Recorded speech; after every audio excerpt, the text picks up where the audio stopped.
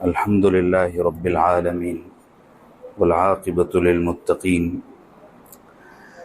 والصلاة والسلام على سيد الأنبياء والمرسلين سيدنا وحبيبنا وقدوتنا محمد بن عبد الله وعلى آله وصحبه أجمعين، أما بعد. قال تعالى في كتابه المجيد والفرقان الحميد: أعوذ بالله من الشيطان الرجيم، بسم الله الرحمن الرحيم. إن الذين تولوا منكم يوم التقى الجمعان إنما استزلهم الشيطان ببعض ما كسبوا ولقد عفى الله عنهم والله غفور حليم. صدق اللہ العظیم. معزز حاضرین گرامی قدر، آج کی گفتگو شروع کرنے سے پہلے میں ایک دو چیزیں یاد دہانی کے طور پر عرض کر دیتا ہوں، چونکہ اگلا جو حصہ ہے اگر پچھلی چیزیں یاد نہیں رہی تو میرا نہیں خیال ہے کہ ہم اس کو سمجھ سکیں گے. مشرکین مکہ اور رسول اللہ صلی اللہ علیہ وسلم اور آپ کے اصحاب، انہوں نے میدان جنگ میں جو ترتیب رکھی تھی اور میدان جنگ کا جو نقشہ تھا، وہ ساری چیزیں تو ممکن نہیں ہیں. اگر آپ میں سے کسی کو ذوق ہو تو علامہ شبلی نعمانی رحمۃ اللہ علیہ کی سیرت النبی نامی کتاب ہے، 4 جلدوں میں ہے، 4 والیومز ہیں. اس میں اس کا جو پاکستانی نسخہ ہے، یعنی پاکستانی کاپی ہے، وہ اس میں ساری ڈیٹیل جغرافیائی نقشے کے ساتھ دی ہوئی ہے، تو اس میں آپ کو سمجھنے میں آسانی رہے گی. ایک بات واضح اور کر دوں کہ آپ حضرات اس مسئلے کو گوگل مت کرنا. میں پہلے ہی گوگل پر ساری تفصیلات دیکھ چکا ہوں، کوئی اوتھنٹک اور سمجھدارانہ بات نظر نہیں آئی. احادیث ہمارے لیے اس پورے واقعے کو جاننے کا معتبر ترین سورس ہے. احادیث میں جو نقشہ بیان کیا گیا ہے، نیز 2015 میں جب میں گیا تھا، اس وقت میں نے میدان احد میں کھڑے ہو کر ساری چیزیں وہاں کے مقامی علماء سے نقشہ لے کر سمجھی تھی. تو گوگل پر جو نقشہ دیا گیا ہے وہ اس نقشے سے میل نہیں کھاتا، احادیث کے وہ صریح خلاف ہے. اس لیے آپ دیکھ کر یہ مت سمجھنا کہ گوگل پر جو کچھ ہے وہ معتبر ہے. یہ 2 باتیں واضح ہو گئی. اب میں تھوڑا یاد دہانی کرا دوں. میں نے یہ عرض کیا تھا کہ اس طرف مدینہ منورہ تھا، اس طرف بولو مشرکین کا لشکر تھا. آقا یہ چاہتے تھے، آقا نے یہ ترتیب بنائی تھی کہ ادھر سے سیدھا سامنے آنے کے بجائے ایسا کھیتوں میں سے جا کر اتنا گھوم کر احد پہاڑ کے پیچھے سے پھر سامنے آئے تھے. اس کی میں نے حکمت بھی بتا دیا تھا کہ اس میں یہ راز تھا کہ آپ نہیں چاہتے تھے کہ میرے ساتھیوں کی چیزیں واضح ہوں. سامنے سے گزریں گے تو وہ تو ہر چیز گن لیتے، شمار کر لیتے. یہ جنگی حکمت عملی اور جنگی پالیسی کے بھی خلاف ہے. تو آپ نے بڑا طویل سفر تیزی سے کیا اور احد پہاڑ کا پیچھا کرنے کے بعد پھر سامنے سے آئے. یہ چیز ذہن میں ہے. پھر کل میں نے یہ بتایا تھا کہ جنگ سے کچھ دیر پہلے مشرکین نے اپنا یہ مقام چھوڑ کر ادھر کا مقام اختیار کیا تھا. اب نقشہ یہ بن گیا تھا کہ احد پہاڑ پیچھے ہے اور سامنے مشرکین ہیں اور بیچ میں رسول اللہ صلی اللہ علیہ وسلم اور آپ کے اصحاب ہیں. یہ 2 باتیں ذہن میں بیٹھ گئی. تیسری بات، احد پہاڑ کے سامنے ہی ایک چھوٹا سا ٹیلا تھا، وہ آج بھی ہو بہو باقی ہے. میں نے اس دن تفصیل سے بتایا تھا کہ سرکار دو عالم صلی اللہ علیہ وسلم نے اس ٹیلے پر کتنے لوگوں کو کھڑا کیا تھا؟ 50 لوگوں کو ماشاءاللہ. اور ان 50 لوگوں کا امیر بنایا تھا حضرت سیدنا عبداللہ ابن جبیر رضی اللہ عنہ کو. اور ان سے یہ کہا تھا کہ تم ادھر سے ہر گزرنے والے پر تیر برسانا، ادھر سے کسی کو آنے مت دینا. چونکہ آپ جانتے تھے کہ اگر مشرکین نے جگہ بھی بدلی نا تو وہ پیچھے سے حملہ کرنے کے بجائے ادھر سے ہی آئیں گے. وہ ان کے لیے ایک شگاف اور ایک چور راستہ تھا. آقا نے اس پر 50 صحابہ کو بٹھایا تھا اور ان کا امیر عبداللہ ابن جبیر کو بنایا تھا. اور کیا کہا تھا؟ صحیح بخاری کی روایت میں نے آپ کے سامنے پیش کیا تھا. آقا نے فرمایا تھا اگر تم دیکھو کہ ہم کو پرندے نوچ رہے ہیں تو بھی یہاں سے مت ہلنا، یا تم دیکھو کہ ہم فتح کا سامان جمع کر کر واپس مدینہ لوٹ رہے ہیں، لیکن ہماری جب تک اجازت نہ ہو تب تک وہاں سے مت ہلنا، کسی شکل یہاں سے ہلنا مت۔ یہ چیزیں ذہن نشین ہو گئی۔ کل جتنا کچھ منظر میں نے آپ کو بتایا تھا غزوہ احد کا، جنگ احد کا، اس سے یہ چیز آپ کو کل ہی محسوس ہو گئی ہوگی کہ بدر کے بعد ایک بڑی ہسٹوریکل کامیابی، تاریخی کامیابی مسلمانوں کی مٹھی میں 100% آ گئی تھی۔ مشرکین تو بھاگ رہے تھے، ان کے بڑے بڑے سرکردہ لوگ بھی ختم ہو رہے تھے۔ سب سے بڑی جو چیز ہوتی ہے جن کی کامیابی اور ناکامی کا فیصلہ کرنے کے لیے اس زمانے کے اعتبار سے، وہ ہے جھنڈا۔ تو ان کا جھنڈا بھی گر گیا تھا، اور جھنڈا اٹھانے والا پورا قبیلہ 11 افراد پر مشتمل تھا، سب ایک کے بعد ایک دھڑا دھڑ ختم ہو گئے تھے، ٹھیک ہے۔ اور مسلمانوں کا جو لشکر تھا وہ آگے بڑھتا جا رہا تھا اور ان کو کھدیڑتا جا رہا تھا، پیچھے پیچھے پیچھے پیچھے۔ میں آپ کو بتاؤں، اگلی جو باتیں آئیں گی اس سے آپ کو اندازہ بھی ہوگا کہ حضرت سیدنا ابو بکر صدیق، حضرت سیدنا عمر ابن خطاب، حضرت سیدنا علی ابن ابی طالب، یہ تینوں حضرات کی ذمہ داری یہ تھی کہ یہ دشمنوں کے لشکر کو پیچھے بھگاتے تھے، وار بھی کرتے تھے اور پیچھے بھی بھگاتے تھے۔ تو یہ پیچھے بھگاتے بھگاتے اتنے دور چلے گئے تھے کہ رسول اللہ صلی اللہ علیہ وسلم اور میدان احد ان کی نظروں سے اوجھل ہو گیا تھا۔ اب آئیے آج کی بات، سارا معاملہ 100% مسلمانوں کے ہاتھ میں تھا۔ اس پہاڑ پر کھڑے ہوئے، احد پہاڑ پر نہیں، احد پہاڑ کے سامنے ایک چھوٹی سی چوٹی تھی، چھوٹا سا ایک ٹیلا تھا، وہ ابھی بھی ہے، اور میرا نہیں خیال ہے کہ وہ ابھی صدیقی صاحب ہمارے ساتھ میں تھے، انہوں نے دیکھا بھی، وہ جگہ بڑی اداس ہے، میں تو وہاں چڑھنے کی کبھی ہمت کرتا نہیں ہوں، مجھے بڑا عجیب لگتا ہے، کیونکہ رسول اللہ صلی اللہ علیہ وسلم کو طائف کے بعد سب سے زیادہ صدمہ احد کے میدان میں لگا۔ وہ آگے ساری چیزیں جب آپ کے سامنے آئے گی تو آپ کو بھی اس کا اندازہ ہوگا۔ وہ بڑی اداس جگہ ہے، مدینہ منورہ ایسی جگہ ہے کہ جہاں ہم جاتے ہیں تو ہمارے جسم کے ساتھ ساتھ روح بھی فرحت اور مسرت محسوس کرتی ہے، لیکن مدینے کی وہ واحد جگہ ہے جہاں جا کر طبیعت میں یہ محسوس ہوتا ہے کہ یہاں ہمارے آقا نے دکھ اٹھائے صلی اللہ علیہ وسلم۔ مسئلہ یہ ہوا کہ مسلمان مال غنیمت جمع کر رہے تھے۔ مال غنیمت مطلب وہ مال جو مشرکین میدان جنگ سے چھوڑ کر بھاگ رہے تھے، وہ تو بھاگے جا رہے ہیں، ان کے خیمے ہیں، ان کی تلواریں ہیں، ان کے اونٹ ہیں، ان کے گھوڑے ہیں، اور ان میں جو زندہ لوگ ہیں ان کو گرفتار کر رہے تھے، کچھ لڑ بھی رہے تھے۔ یہ سارا طبقہ مسلمانوں کا اس کام میں مشغول تھا۔ سرکار دو عالم صلی اللہ علیہ وسلم لشکر کے بالکل بیچ سینٹر میں 9 لوگوں کے ساتھ تھے، 9 میں 7 انصاری تھے اور 2 مہاجر صحابہ تھے۔ یہ 9 لوگوں کا گھیرا آپ کے پاس میں تھا، آپ کی حفاظت کے لیے، آپ صرف ڈائریکشن دے رہے تھے۔ ٹیلے پر کھڑے ہوئے جو صحابہ تھے 50 تیر انداز، انہوں نے کہا ارے یار ہمارے سارے لوگ ماشاءاللہ جیت گئے ہیں، اب ہم یہاں کیوں کھڑے رہیں؟ وہ مال جمع کر رہے ہیں، ہم بھی مال جمع کرتے ہیں۔ اور وہ اپنی تلواریں، اپنے تیر کشوں میں ڈال کر ٹیلے سے نیچے اتر گئے۔ ایک بات اور میں آپ کو بتا دوں، یہ وہ ٹیلا تھا کہ مشرکین کی طرف سے آئے ہوئے کمانڈر کے طور پر حضرت خالد ابن ولید، جو ابھی مشرک تھے، مومن نہیں ہوئے تھے، خالد ابن ولید بھی اس جگہ سے 3 مرتبہ حملہ کرنے کو ٹرائی کر چکے تھے، لیکن 50 تیر اندار مسلسل تیر برساتے تو ناکام ہو کے بھاگتے تھے۔ وہ جب بھی ادھر سے حملے کے لیے آئے ناکام ہو کے بھاگے۔ 50 لوگوں میں سے 40 لوگوں نے ٹیلے سے اتر کر مال جمع کرنا شروع کر دیا۔ اب ٹیلے پر کتنے بچے؟ 10 لوگ بچے۔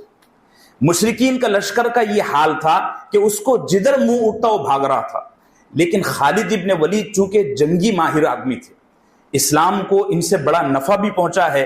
رومن امپائر، پرشین امپائر کے جو بقیے ادھیڑے ہیں بعد میں عمر ابن خطاب رضی اللہ عنہ کے زمانے میں، آپ کو پتا ہوگا ایک دیو مالائی کردار بن چکے تھے خالد ابن ولید، باقاعدہ لوگوں نے ان کی پوجا شروع کر دی تھی۔ تو عمر ابن خطاب نے پھر ان کو جو ہے تو معزول کیا کہ بھائی لوگ تم کو پوج رہے ہیں، کہیں لوگ تم کو اللہ کو چھوڑ کر تمہاری ہی عبادت شروع نہ کر دیں، ان کو معزول کرنا پڑا۔ بہرحال حضرت خالد ابن ولید دیکھ رہے تھے کہ یہ جگہ اگر اپنے کو خالی ملتی ہے تو پھر ہم دیکھ لیتے ہیں۔ ان کے ساتھ میں مشکل سے 30-35 لوگ تھے۔ اور وہ بھی جنگی بہادر تھے. عرب تو عرب تھے نا بھائی, ایسے ویسے لوگ نہیں تھے. حضرت خالد ابن ولید نے دور سے دیکھا, ابھی وہ مومن نہیں تھے, مشرک تھے, اور مشرکین کے ساتھ کمانڈر کی حیثیت سے آئے تھے. انہوں نے دور سے دیکھا کہ یہ ٹیلا پورا کا پورا خالی ہو گیا ہے, بس 10-15 لوگ دکھ رہے ہیں یہاں پر. اچھا, عبداللہ ابن جبیر جو اس ٹیلے پر نگران اور امیر بنا کر بیٹھائے گئے تھے, انہوں نے روکا کہ بھائی مت جاؤ, جب تک ہمارے آقا ہم کو حکم نہیں دیتے تب تک ہمارے لیے یہاں سے اترنا جائز نہیں ہے.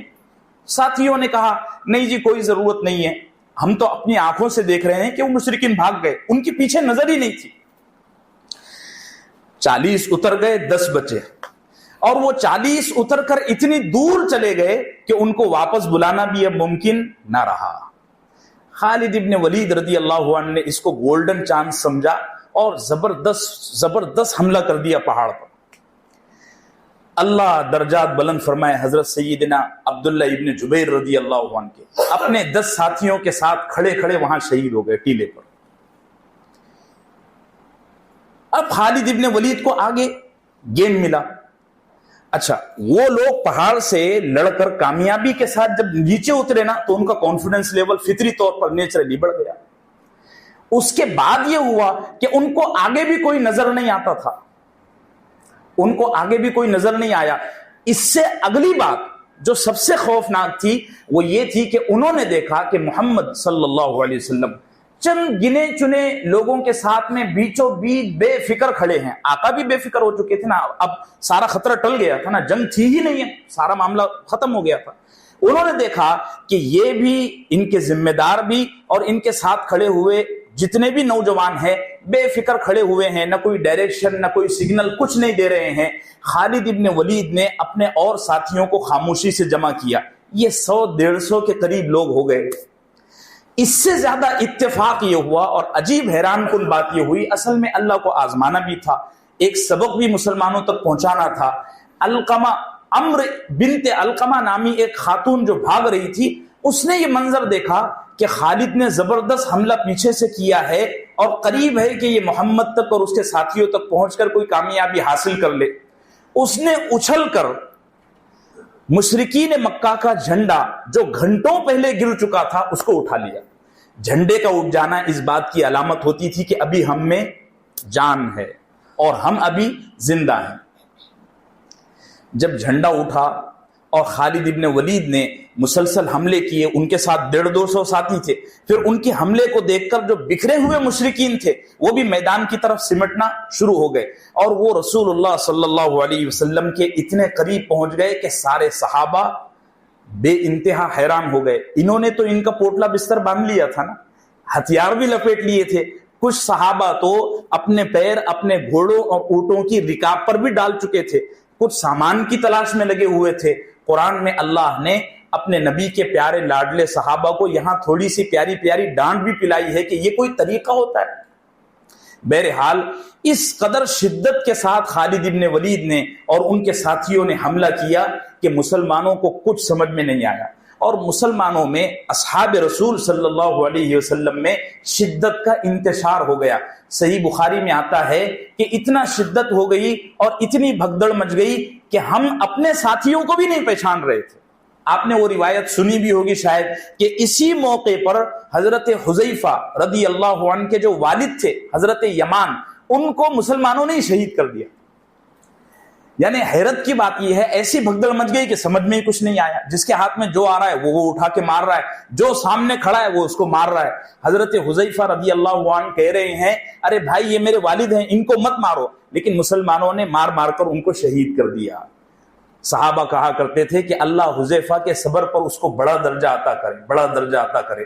لوگ پوچھتے تھے کہ تم ایسا کیوں کہتے ہو, تو صحابہ فرماتے تھے کہ حذیفہ نے اپنی آنکھوں سے اپنے باپ کے قاتلوں کو دیکھا ہے اور اسی جگہ معاف کر دیا, اور ساری زندگی لوگوں کو کہا بھی نہیں کہ میں نے کن لوگوں کو میرے باپ کو مارتے ہوئے دیکھا تھا. اب یہ معاملہ بڑا ہی خوفناک ہو گیا, اور صورتحال یہ ہو گئی کہ ہر طرف افراتفری. جو اجلہ صحابہ تھے، میں بتا چکا ہوں، سیدنا ابو بکر، سیدنا عمر، سیدنا علی، اور اس کے علاوہ اور جو سینئر صحابہ تھے وہ دشمنوں کا پیچھا کرتے کرتے بہت زیادہ آگے نکل چکے تھے۔ سرکار دو عالم صلی اللہ علیہ وسلم کے پاس صرف کتنے لوگ تھے؟ 9 لوگ، 7 انصار اور 2 قریشی مہاجر، 9 لوگ تھے، باقی آپ کے پاس کوئی آدمی نہیں۔ اس سے زیادہ ظلم یہ ہوا کہ کسی نے یہ افواہ اڑا دی کہ محمد شہید ہو گئے صلی اللہ علیہ وسلم۔ یہ افواہ کیوں اڑی تھی؟ عام طور پر سیرت کی کتابوں میں یہ آپ کو نہیں ملے گا، بڑی تحقیق اور جستجو کے بعد یہ بات آپ کے سامنے پیش کر رہا ہوں۔ یہ افواہ اس لیے اڑی تھی کہ سرکار دو عالم صلی اللہ علیہ وسلم اور آپ کے ساتھ آپ کے 9 صحابہ جان نثاران ایک جرمٹ میں پھنس گئے تھے۔ 9 اور سرکار ملا کر کتنے ہوئے؟ 10 کے اطراف میں 600-700 مشرکین جمع ہو گئے۔ اب 9 کہاں سے نظر آئیں گے 600-700 کے بیچ میں؟ اچھا، ان 9 کی آواز بھی ادھر نہیں جا رہی، ظاہر سی بات ہے بھائی، میں بیچ میں کھڑا ہوں اور میرے چاروں طرف 700-800 لوگ کھڑے ہیں اور وہ سب تلواریں چلا رہے ہیں، چیخ رہے ہیں، نعرے لگا رہے ہیں، تو میری آواز کون سنے گا؟ اس افراتفری میں کسی نے یہ افواہ اڑا دی کہ سرکار دو عالم صلی اللہ علیہ وسلم شہید ہو گئے۔ اب جو مسلمان صحابہ اپنی ہمت جٹا کر، ہمت باندھ کر لڑ رہے تھے، جو کرنا تھا کر رہے تھے، انہوں نے جب یہ خبر سنی تو ظاہر سی بات ہے ان کے کلیجے پر کیا بجلی گری ہوگی۔ صحابہ نے اپنی تلواریں نیچے ڈال دی اور کہا بھئی ہم نے نہیں لڑنا، جب محمد صلی اللہ علیہ وسلم ہمارے درمیان نہیں رہے تو اب لڑ کر کیا فائدہ۔ انہوں نے تلواریں اٹھا کے نیچے ڈال دی، اور کچھ نے تو یہ کہا کہ ایک کام کرتے ہیں، مدینہ کسی کو تیزی کے ساتھ بھیجتے ہیں، وہاں سے منافقین کے سردار عبداللہ ابن ابی کو لاتے ہیں اور اس سے سفارش کر کے ابو سفیان سے، جو مشرکین مکہ کا سردار تھا، اس سے صلح کر لیتے ہیں اور جنگ ختم کر دیتے ہیں۔ کچھ نے یہ بھی بات کہہ دی، اور کچھ صحابہ تلوار نہیں ڈال کر نیچے بیٹھ گئے۔ لیکن اللہ جزائے خیر دے 3 لوگوں کو جنہوں نے اس بکھرے ہوئے مسلمانوں کے لشکر میں نئی روح پھونکی، اللہ ان کے درجات بلند کرے، اور یہ تینوں ایک کے بعد ایک بڑی عظیم شہادت کے مرتبے پر پہنچے۔ ایک نام آتا ہے سنن نسائی میں حضرت انس ابن نضر کا، ایک حضرت انس ابن مالک ہیں، وہ نہیں، انس ابن نضر رضی اللہ عنہ کا۔ وہ گزر رہے تھے، ان کے سامنے بے فکر کچھ صحابہ بیٹھے ہوئے تھے غم کی حالت میں، تو انہوں نے بولا کہ بھئی ایسا بے فکر کیوں بیٹھے ہو، کچھ تو کرو۔ تو جو بے فکر بیٹھے تھے انہوں نے غم کی حالت میں کہا کہ رسول اللہ صلی اللہ علیہ وسلم شہید ہو گئے، تو اب کیا فائدہ لڑ کے۔ تو انس ابن نضر رضی اللہ عنہ کہنے لگے اگر رسول اللہ صلی اللہ علیہ وسلم شہید ہو گئے تو اللہ تو زندہ ہے، اور ہم محمد کی عبادت نہیں کرتے، کس کی عبادت کرتے ہیں؟ اللہ کی عبادت کرتے ہیں۔ یہ کہنا تھا کہ وہ جتنے بیٹھے تھے وہ سب کے سب کھڑے ہو گئے۔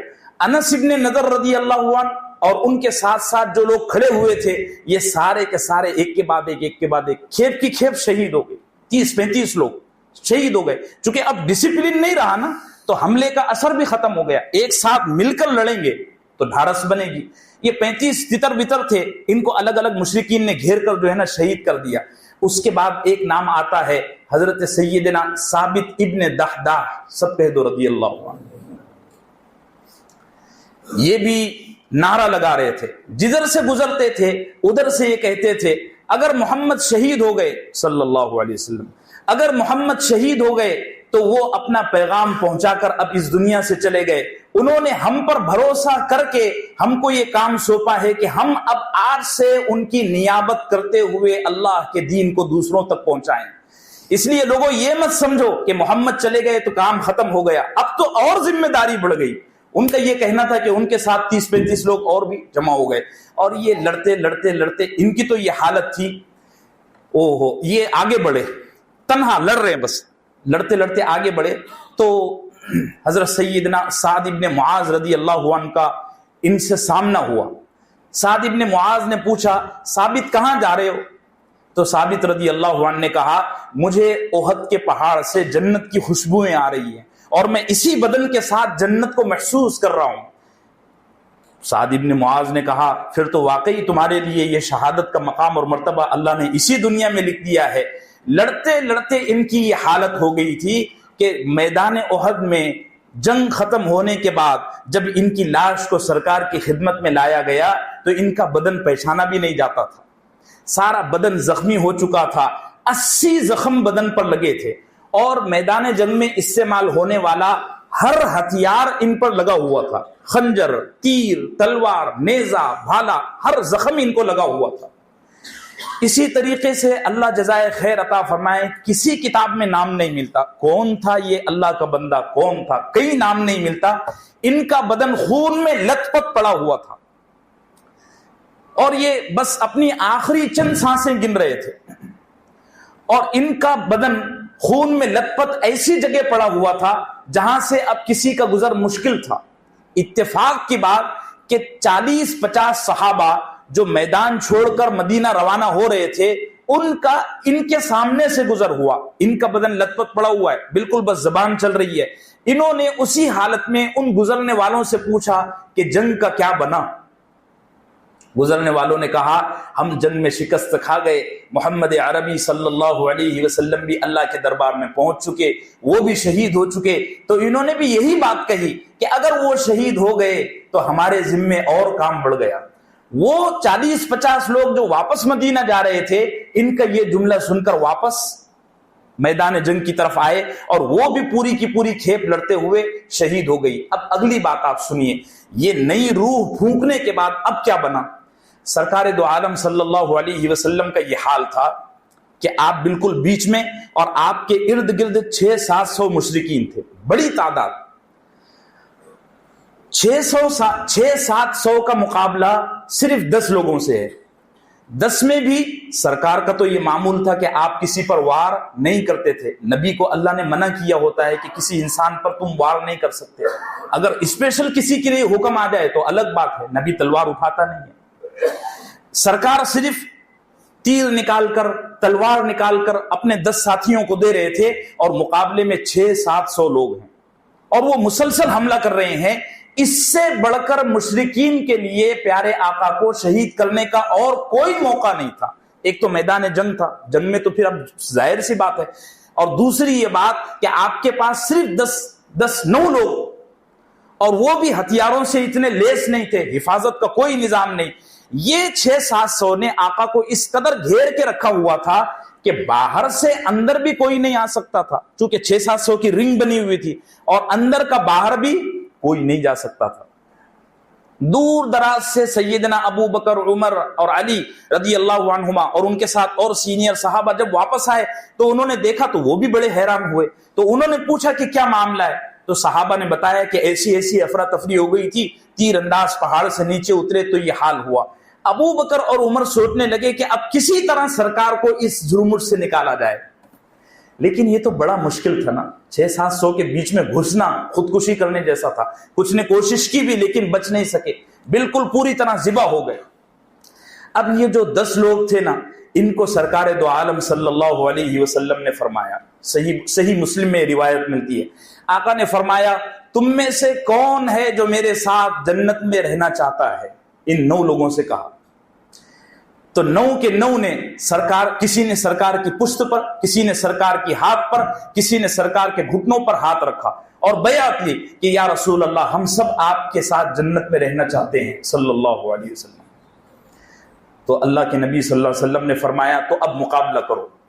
لڑتے لڑتے لڑتے عجیب اتفاق کی بات، ایک کے بعد ایک، ساتوں کے ساتوں انصاری صحابہ شہید ہو گئے، ساتوں کے ساتھ۔ آخری شخص یزید ابن السکن رضی اللہ عنہ تھے، وہ بالکل کسی نے ان پر وار کیا تو ایسے سرکار کھڑے ہوئے ہیں اور وہ بالکل گھٹنے کے بل سرکار کو دیکھتے ہوئے زمین پر گرے اور وہیں شہید ہو گئے۔ ان کے گرنے کے بعد سرکار نے اپنے 2 قریشی مہاجر صحابہ سے فرمایا کہ ہم نے اپنے انصاری دوستوں کے ساتھ انصاف نہیں کیا، حق تو یہ تھا کہ ہم ان کو بچاتے بچاتے مرتے، افسوس کی بات یہ ہے کہ یہ ہمارے دفاع میں، ہمارے ڈیفنس میں اپنی جان گنوا گئے۔ اب کتنے لوگ بچے؟ سرکار کے علاوہ صرف 2۔ یہ جو 2 تھے نا، طلحہ ابن عبید اللہ، سعد ابن ابی وقاص رضی اللہ عنہ، یہ دونوں کے دونوں پورے عرب میں سب سے بہترین تیر انداز تھے، بڑے زبردست اور بڑے تیز رفتار، بڑے پھرتیلے تیز تیر چلانے والے تھے۔ اب باہر سے حملے ہو رہے ہیں، اور دوسری طرف تو سرکار نے طلحہ ابن عبید اللہ رضی اللہ عنہ سے فرمایا کہ تم تیر مت چلاؤ، تم تلوار چلاؤ۔ طلحہ ابن عبید اللہ کے بارے میں آتا ہے کہ انہوں نے تلوار چلانا شروع کی، تلوار چلانا شروع کی، اسی تلوار سے وہ تلواروں کے وار بھی روکتے تھے، اسی تلوار سے وہ تیر کے وار بھی روکتے تھے۔ کیا رفتار رہی ہوگی، آپ سوچو نا ذرا، ایک معجزہ ہے۔ مسلسل روکتے رہے۔ وہ جنگ ختم ہونے کے بعد ان کا یہ ہاتھ پورا شل ہو گیا تھا، یعنی پیرالائز جیسا سن ہو جاتا ہے نا، مسلسل تلوار چلانے کی وجہ سے ان کا یہ پورا ہاتھ سن ہو گیا تھا۔ حضرت ابو بکر صدیق رضی اللہ عنہ سے کسی نے پوچھا، سنن نسائی کی حدیث ہے کہ ابو بکر جنگ احد میں تم کو سب سے زیادہ محنت کرتا ہوا کون نظر آیا؟ تو حضرت سیدنا ابو بکر صدیق رضی اللہ عنہ نے فرمایا، جنگ احد تو پوری کی پوری طلحہ لے گیا بھائی، اس کا تو پورا ثواب طلحہ کے کھاتے میں ہے، ہم تو ایسے ہی گئے تھے بس۔ اب آئیے سعد ابن ابی وقاص رضی اللہ عنہ کی طرف۔ سعد ابن ابی وقاص رضی اللہ عنہ بڑے تیز رفتار تیر انداز تھے، بہت تیزی کے ساتھ۔ ان کا یہ حال تھا کہ رسول اللہ صلی اللہ علیہ وسلم خود ان کو تیر نکال کر دیتے تھے۔ پوری کائنات رسول اللہ صلی اللہ علیہ وسلم کے لیے کہتی ہے کہ یا رسول اللہ میرے ماں باپ آپ پر قربان ہو، سعد ابن ابی وقاص کے درجات بلند ہوں، سب کہہ دو رضی اللہ عنہ۔ اس موقع پر جب تیر نکال کر سرکار سعد ابن ابی وقاص کو دے رہے تھے تو سرکار یہ کہتے تھے کہ سعد چلاؤ تیر، میرے ماں باپ تجھ پر قربان ہوں۔